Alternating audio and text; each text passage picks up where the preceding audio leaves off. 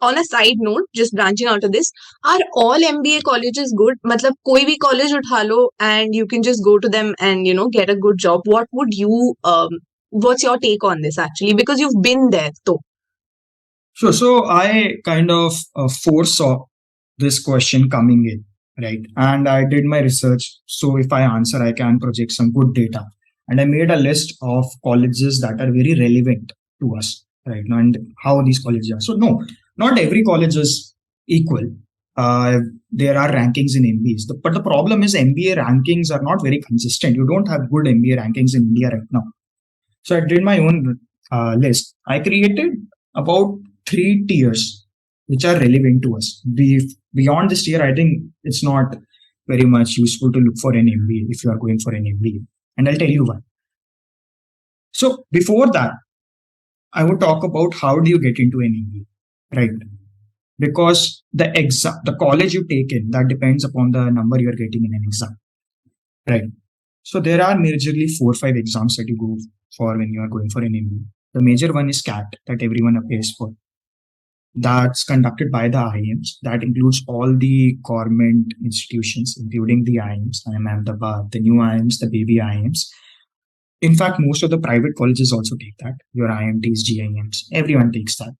The second most important exam is XAT. That's conducted by XLRI Jamshedpur. And most of the private colleges now also accept that score. The other exams are very specific to the universities that you want to apply, which is Symbiosis ka SNAP. That's very limited to Symbiosis University, and it has great colleges like Symbiosis Pune and SCMHRD. And then you have NMAT, which is for Narsi Munji Mumbai. And then lastly, if you want to go for an HR degree, there's TISNET. That's for Tata Institute of Social Sciences. These are primarily the major exams. Now, based on your person, so everyone appears for these exams. These exams mostly have 3 sections. One is your VA, which is basically English. Then the second is maths, quantitative, and third is logical reasoning, which is the aptitude portion of the exam. Based on your percentile, which you get, where you stand in the exam, you get your colleges, where you apply to these colleges, and they call you for interviews and group discussions. So I'll start this.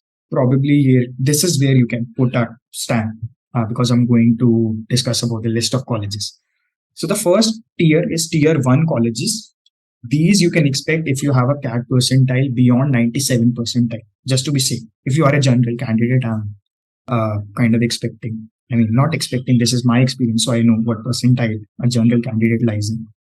So 97 percentile is where you will get these colleges. These include your IIM Ahmedabad, Bangalore, Calcutta, Calicut, Indore, IIM Shillong, and then the new IIT Delhi, IIT Bombay, XLRI, JBIMs, and what else? MDI, FMS, and SPJ.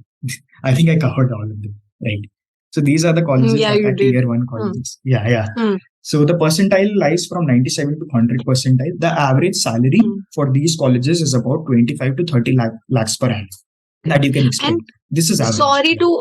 Sorry to butt in, but a question कि ये salary is for those people who are absolutely freshers or with people with some experience also get the same?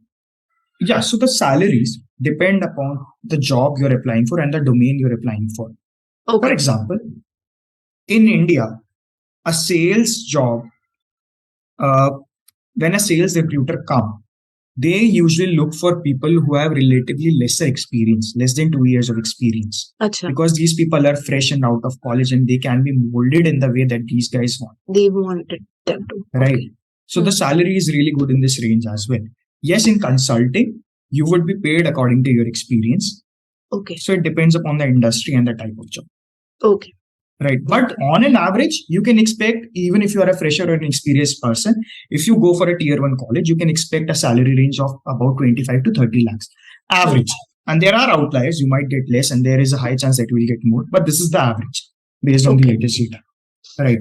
Then there is the tier 1.5 that lies between tier 2 and tier 1. These include very different colleges, very niche colleges which are specialized in certain domains. And these include your XIMB Bhubaneswar, IMT Ghaziabad, Symbiosis Pune, SCMHRD, that's again in Symbiosis College, and the new IIMs. These include your IIM Raipur, IIM Ranchi, IIM Udaipur, and other colleges, right? So the average salary as per the latest data over here is 16 to 20 lakhs per annum. And then the percentile you need to break into these colleges is about, let's say, 95 or 94 to 97 percentile would guarantee you these colleges. Not guarantee, but you would stand a very good chance.